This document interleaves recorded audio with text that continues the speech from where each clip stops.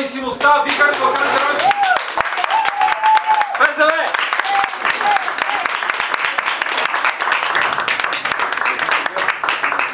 Задръжте малко въпросите си, да могат да седнат, да отдъхнат.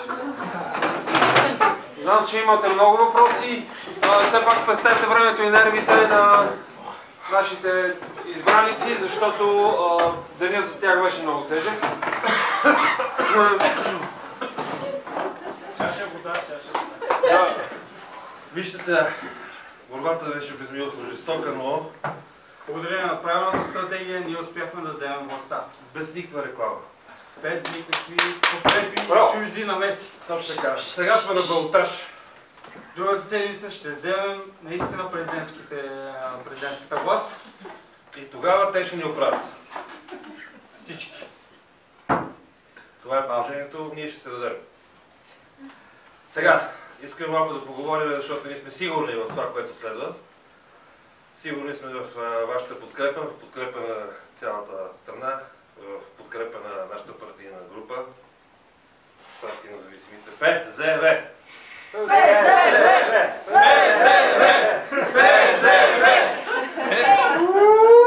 И понеже много от вас не знаят все пак в детайли нашата политика и това ние за което се борим, за какво провеждаме цялата тази кампания, само с няколко думи, аз ще допълваме, защото имаме ресори все пак.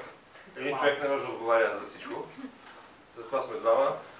И затова нашия мандат ще бъде на ротационен принцип. Това вече сме го обявили веднъж, обявяваме го и втори път. Първото нещо, което много искаме да заявим, първо ние ще излезем много по-ефтино данъкоплатеца. Ние ще бъдем на ротационен принцип, на 4 часов работен ден, ще взимаме по-малко пари, но ще вършим много повече работа. Точно така. Много. Както се казва, ще работим 7 дни в седмицата, на 6 ще почиваме. Това, което е една от основните политики, е първо промяна на ландшафтната политика на България. Значи знаем, че има нашия зимен туризъм е доста развит и много така и ние искаме да кандидатстваме за европейски проект, който да дигнем 2 нови планини в равнинните части на България. Така, това е едно от нещата. Това означава ли, че има Министерство на планините? Има ли вече министър, който сте... Вижте, ние първо министрите ги събираме, а после правим министерство. Да, значи нашите министерства са на лятното полугодие и на зимното полугодие. Разбира се, ресора с планините е в зимното полугодие, така че ще се радваме. Разбира се, лятото също могат да се посещават планини, но и зимата е важна за това. Ние искаме да кажем, че все пак нашия водещ на вечерта, Явор Костов, всъщност е министър на лятното полугодие. Не се знае, зависи кой си коалирате, защото аз малко... Ние не се коалираме, те се коалират с нас, да. Добре, това означава ли, че... Да, искаме да споделим всъщност защо сме зависими. Това също трябва да е много важен въпрос, който сигурно ви вълнува. Нека да видя колко човека се вълнуват от този въпрос. Ето виждаме ръце, благодариме. Значи благодариме на тази гора от ръце. Значи ние сме зависими, защото всичко в България е зависимо. Аз, разбира се, зависи от моята прелесна съпруга, спътница в живота. Искам да кажа, че ние всъщност сме много откровени хора и за това сме зависими. Защото ние смятаме, че няма независим човек. Нали? Всички са зависими, кой от едно, кой от друго. Някои са зависими от храната, други от водата, някои от въздуха. Така че това по-добре си го кажем сега, без да ни се вадат после кривите ризи, да кажат, вие сте зависими от тези, кой е човек. Въздуха, примерно, вдишване и издишване. Министерството на вдишването и издишването. Това с министерството по-ще ги раздадем, защото портфелите са малко и са само за достойни хора. Искам да кажа друго, че нашата политика относно културата, предполагам всички и ние се вълнуваме от културата на тази държава и тя се вълнува от нашата култура. Особено се вълнува. Така, значи, ще направим една комисия, да издири така хора, които се занимават с култура, може и нали, с наука, но с култура основно, които са по-бедни, които не могат да свързват двата края. И тази комисия ще само не прекъсна годишна. Тези хора, като ги събереме, ще ги предложим така, както животните в зоопарка се осиновяват, нали? Да ги осинови някой за известно време, за една 2 до 10 години може, да им дава едни пари така, да могат да живеят тия хора като че има някакви права са над тях. Ти като осиновиш някой, не трябва нещо да се грижи за него, нали? Смисъл нещо да го напъстваш това, може да ходят на гости. Ти да си осиновиш един поет е горе-долу добре. Нещо му даш 1200 лева на месец горе, така сме го измислили. Минимум. И сега, нали, ще видим минимум, максимум, това подлежи на такова коментар. Но и вече може да Кока-Кола си осинови 2-3, нещо по-богати. И така, така ще решим проблема с бедността при културтрегерите. Може да говорим и за други политики. Ти кажи за друга политика, защото... Ще има ли на принципа на топла кухня, ще има ли по същия начин раздаване на еднократни грантове на принципа на топла кухня? Това ще бъде коледната кампания на Храни артист. Спаси изкуството в България. Да, това е хубаво, харесва ми. Много важно нещо, което със сигурност ще върнем, това е портретите на вождовете, разбира се, по доста по-демократичен от на времето начин. Вече може да се изберете дали моя или неговия портрет да се сложите в къщата си от мебелировката и подредата на вашия дом. Това е много важно. Това по този начин ще се увеличи производството на рамки. Нали разбирате, ще направим някакво завода за рамките, понеже защото ние сме едни и същи, има рамки да са различни. Така живеем в една спалня, една рамка, в кухнята друга. Нали? Така ще дадем работа на много хора в по-западналите райони на държавата. Имаме въпрос от най-млади ни. Ние въпроси за сега не приемаме, после. Така. Значи, какво беше да ви кажа за друго? Исках да кажа, че ние имаме много сериозна икономическа политика. Тоест ще направим една така инкубатор за малки предприятия на едно место, които малки предприятия ще видим как растат, нали, горе-долу, защото сега като гледате един инкубатор, виждате едни малки пиленца, които се движат, нали, растат нагоре-надолу и виждате кое пиленце напредва, кое не е. И после ще ги предложим за изнасяне директно в чужди страни, евентуално. Нали, направо предприятието, хората и производството. По този начин ние се отървем от някакви негативни ефекти, но пък ще спечелим някакви хора си плащат данъците в нас, а пък да получават заплати в чужбина. Нали така? Така че горе-долу икономиката ни е ясна, там няма какво да говорим. Можете, за медицината имаме друга стратегия, но това е в ресора на брат. Да, за медицината няма да говорим. Но ще поговорим за военната стратегия на България. Знаем, че ние не сме водили война от... Само извинявай, ще прекъсна, понеже ние така или иначе, когато стане президент, ще бъдем военачалници на ротационен принцип и това трябва да е ясно, нали, за военната стратегия. Да, военната стратегия не сме водили, нашата техника е застояла. Знаем, че вече нашите северноатлантически партньори също водят по 2-3 войни на година. Разбира се, знам сега веднага ще си кажете, хора, наистина войната е нещо лошо, има жертви. Ние няма да правим такава война, ние ще водим доста миролюбива война. Тя ще бъде на такива изоставени райони, в които има така обработваема площ, така че изтребителите да минават и да така засаждат цветя на култури селскостопански и така. Когато се превърнат обаче в, как се казва, сувенири. Да. Това си има война. Така може да е по-лека, но трябва да има, защото ние сме водили война и сме загубили формата. Това е проблем за цялата нация. Това най-важното е какъв да бъде нашия партньор във военните отношения. Ние трябва да имаме враг, такъв скоби искам да кажа, и сме избрали врага да бъде остров Бали. Договорили сме с тях, много така горе-долу като големина е нашата големина. Хората също не са водили отдавна война, не са опитни в военните отношения.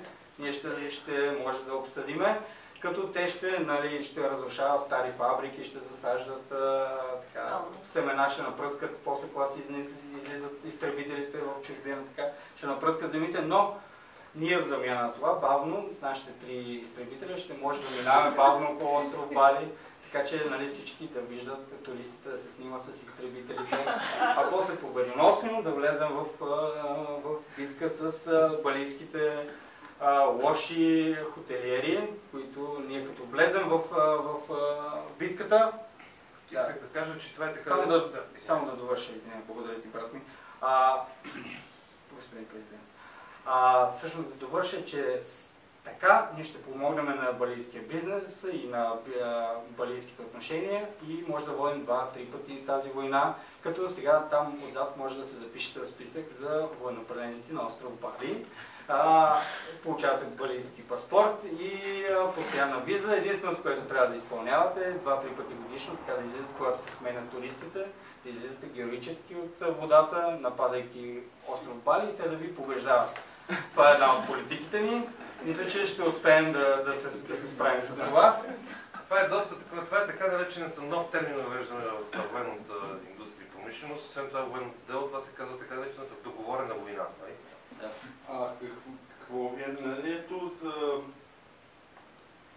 примерно Пенсионерите, може да кажем. Ние за тях смятаме да направим един така пряк износ на пенсионери към други държави, тъй като имаме така висок прираст на възрастни хора.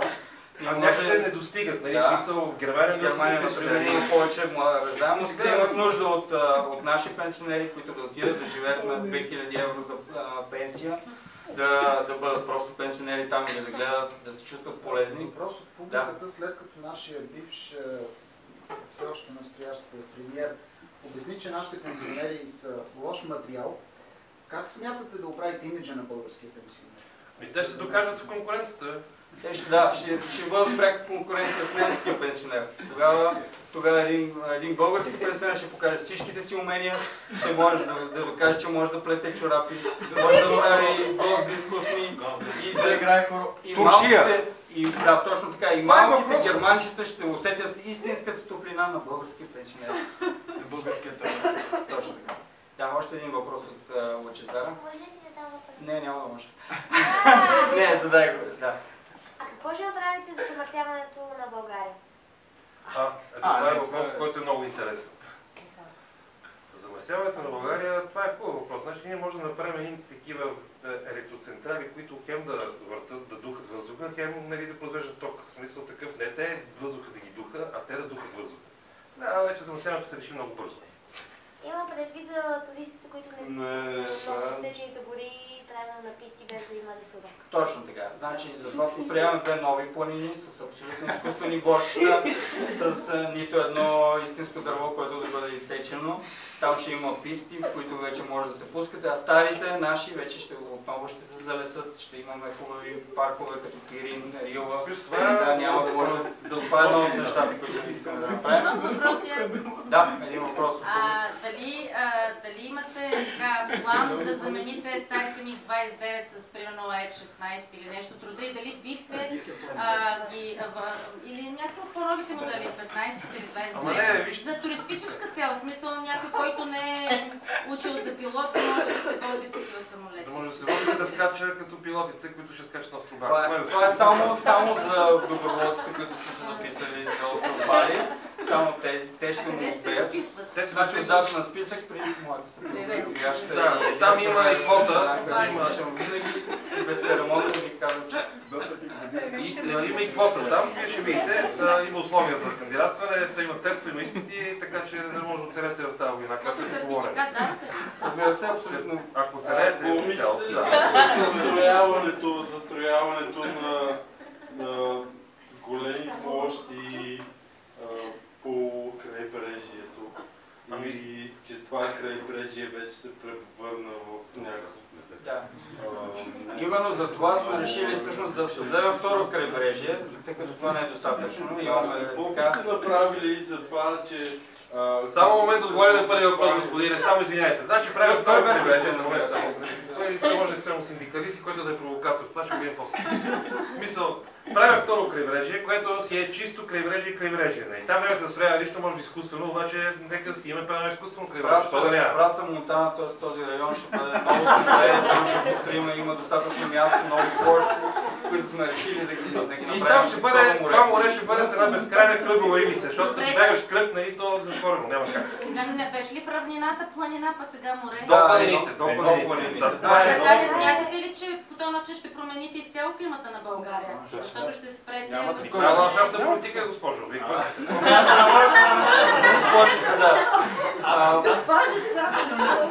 Промяната на ландшафтната политика също и на климатичните условия. Разбира се, леко ще потъмнее, защото ще стане по-тропическа държава. В България все пак сме побратими с брегове с остров Бали. Малко трябва да потъмнеем.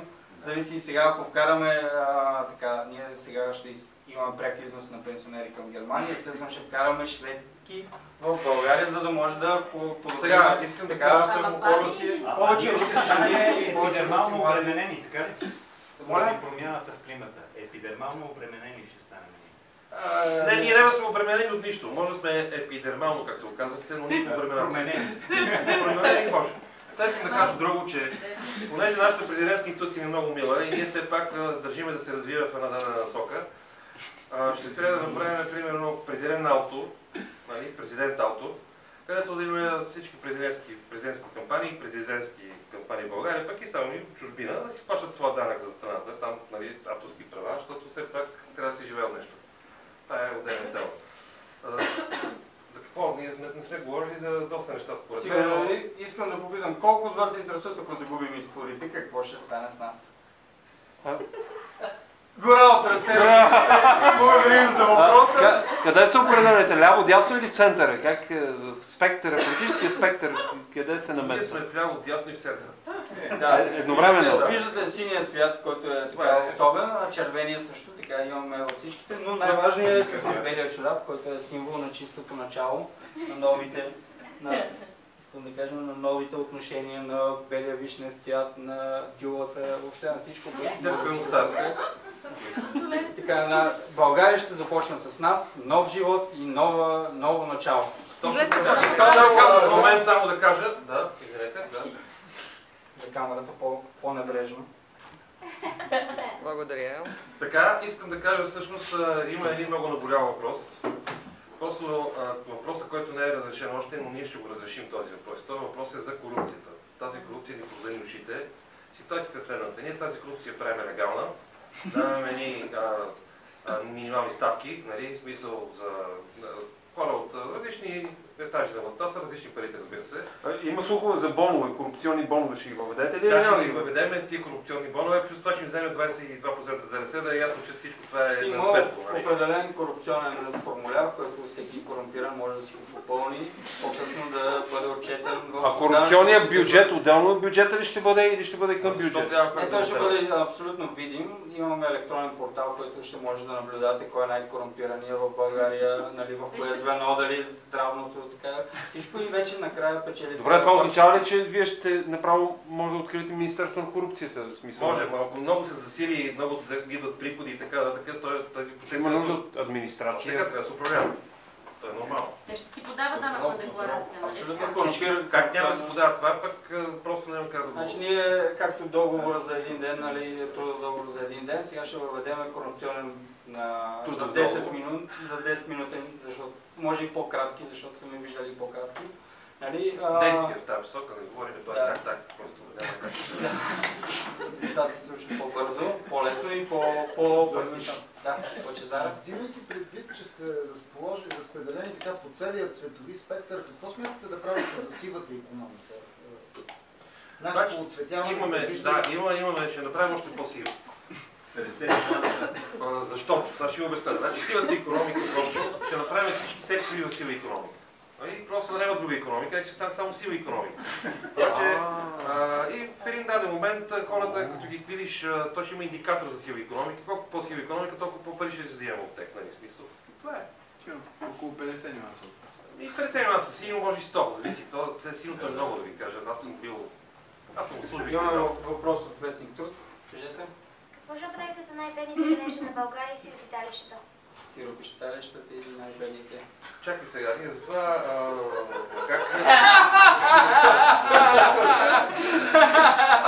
Следващия въпрос, моля.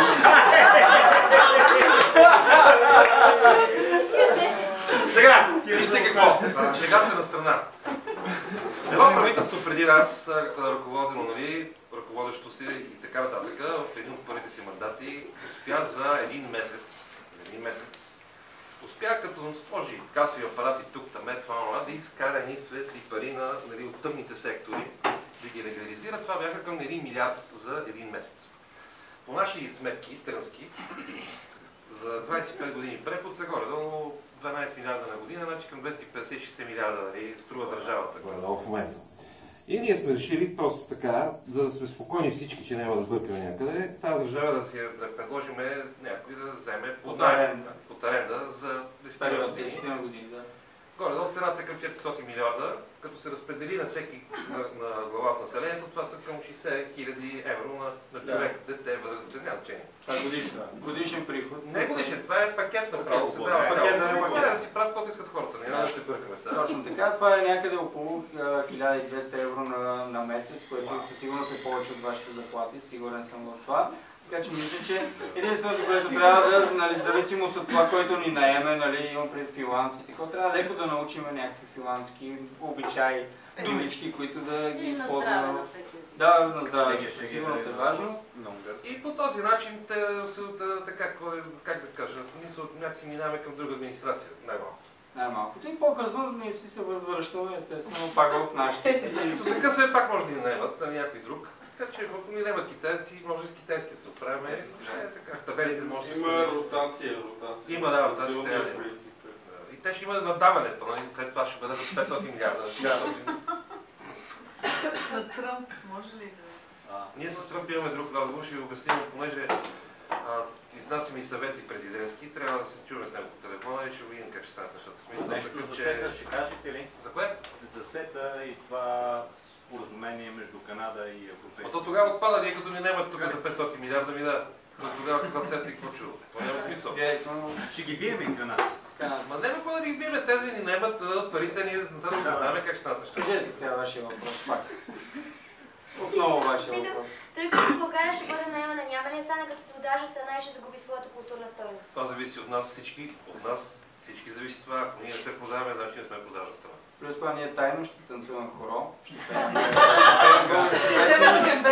Демечкин вечер, това всеки в къщата. Това е така наречената тайна съпротива срещу наемането, която ние си организираме сами. Да правим специално ние двамата ще поведем тази инициатива. Танцувай хоро, изпей българска песен в кебабче, за да не чуят филанците. За да не чуят филанците, това е важно. Това е. Сега какво да... Може би, ние сега, вижте... Последни въпроси, защото дали ме време с следващата по важност партия, която напира да влезе. Тя напира, но ние няма да излезем.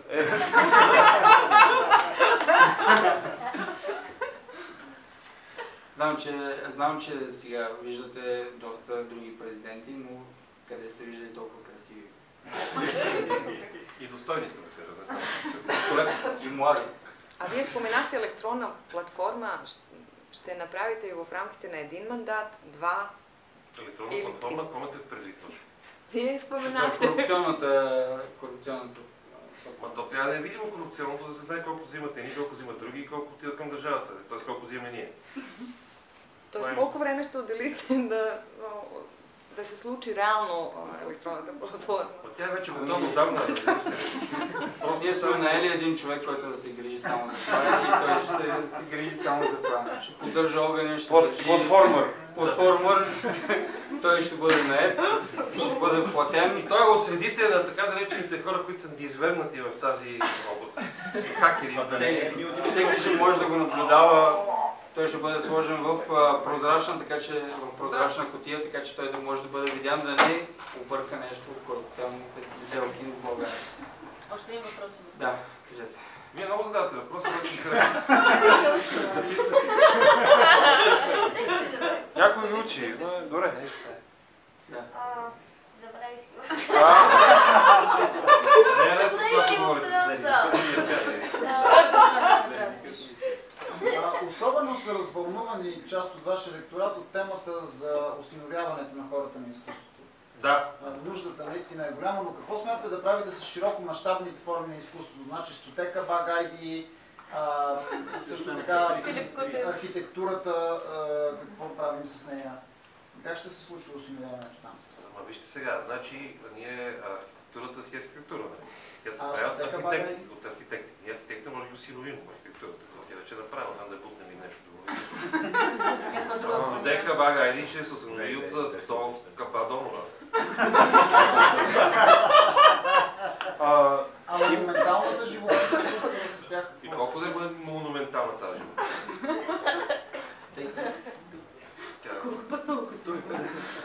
Всеки ще има специален сайт, всеки може да си осинови, да си го гледа определено време артиста. Вече когато израсне като по-голям, той ако е самостоятелен артист, може да излезе от семейството и каже благодаря за зависимостта. Да, за зависимостта и естествено да се облагодари, като той по-късно наеме друг, така не наеме, ами осинови друг артист. Така ще имаме едно възвръщаемо. Приемни семейства за всички артисти. Така и тогава става едно семейно облагане. Да. Не, става просто семейен модел на поведение в държавата. И аз така. Ред и дисциплина. Да, това е. Друго какво? Искам да кажем за тинейджерите, че понеже знаем, че това е проблем, нали се пак тук, тях може да ги сложим, т.е. да го введем като практика за един 6-месечен домашен арест. Да, така просто за дисциплината, нали? Най-големите ми години, после си излизат съвсем спокойни граждани. Преди това се виж какви хубави са преди. Вместо казарма става после, защото след тинейджерските хубави хора стават. А точно в тинейджерските най-така. И когато си ги приведеш, 6-месечен домашен имат право само до туалета да излизат. Зима. Прибава. На това външно туалет имате право. Естествено, родителите трябва да пишат доклади всяка вечер за какво става просто. Да. И има слухове за планирани археологически открития, т.е. планира се разкопки на българската китайска стена. Има ли нещо общо с вас, с вашите нови културни политики? Ами това е за бъдеще, да ви кажа някакси. Това е смисъл, още не ни е като близък приоритет. Но ще трябва да се помисли по въпрос, защото като този процес е започнал, той ще доведе до някакъв финал, нали? Ако не я разкопаем, ние ще я построим, може да се направим вече. Там около планините, така че да има връзка между планините. Разбира се, винаги може да прави, да се зароби и после пак се изкопае. Да, разбира се. Както виждаме тук около Сердика има нови съвсем приятни тухли, които красят, така са римския преход. Аз говоря за китайски, нищо. Нищо китайски може да добавим, зависи. Тухли има страхотни правила. Вижте, но само табелата се сменя. Нека да попита тук, какво мислите за македонския въпрос? Ние не можем да попитаме какво мислите за български въпрос. По този случай, смисъл македонците ги питат. Какво мислите за български въпрос? Що е Макия све юнак? Айде се деси въпроса. Искам да попитам какво ще направите с емигрантите, които искат да находят в България? Ще направите ли отделни лагери или ще ги изолирате на страна на произвола? Не, ние сме намислили спортни състезания за тях. Това са така наречените маратони. От тук се тръгва и се финишира в Будапеща. Ама отбър ще ги върне. Не, в този смисъл, когато е спортно събитие, няма проблем. Ще им позволите ли да живеят в България? Ние сме им позволили да живеят в България, обаче ще им позволим и да спортуват по сирата. Също имаме, знаете, за остров Бали, всъщност балийски бежанци ще приемаме доста, така или иначе ние все пак имаме доброволци за военнопленници, те ще ни дадат доброволци за бежанци. Това е такова, това е договорена война, която е друг формат просто, не за нея. Ние може да имаме така договорна война, примерно с, не знам, с Люксембург, що не? Да. Мисля, там също Пак мога на да принципа направим. приема-предавателя. Точно така. Ние сме видни ротационалисти. Разбира се, ние ще продадем правата на това, на така големите телевизии. Също имаме вече договор за филм, дългометражен, как, например, Вихър Балкански взима тежкото решение да нападне остров Бали, държейки пръста над копчето, което казва нападайте, и Самуел Джаксън прие да играе неговата роля. Да, изтекаха кадри, между другото. То беше обучение по-скоро. Да, някъде по Ирак. изключение. Не, това е вижте си, това е друг разговор. В момента подготвяме документален филм. Това е част от Иракли, част от скопната програма, която ние работим, за да може да станем президенти. В смисъл такъв, че ние се държиме във форма. Тя може да е кръгла. В Токио 2020. Може ли един въпрос? Да, може. 27 години той е наболял в обществото на България.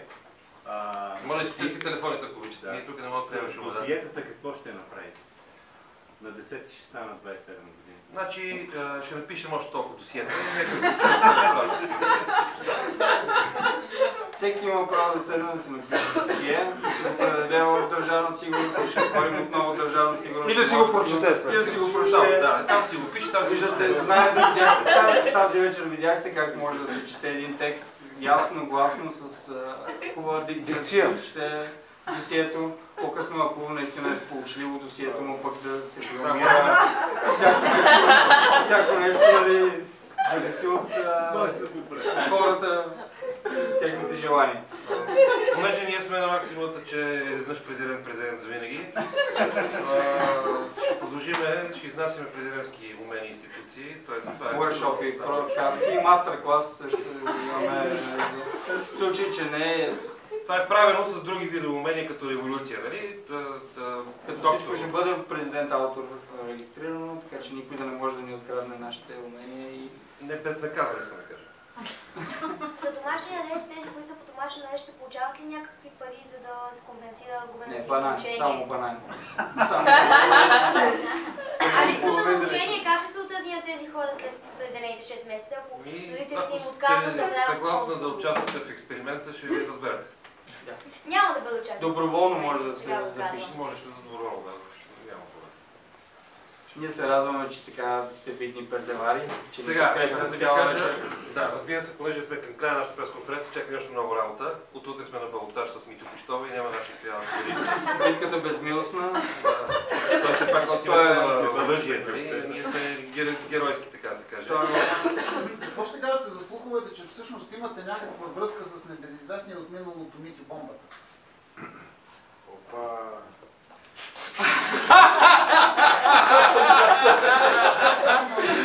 Следващия въпрос. Този вестник да не се допуска следващия път. Благодарим ви! ПЗВ!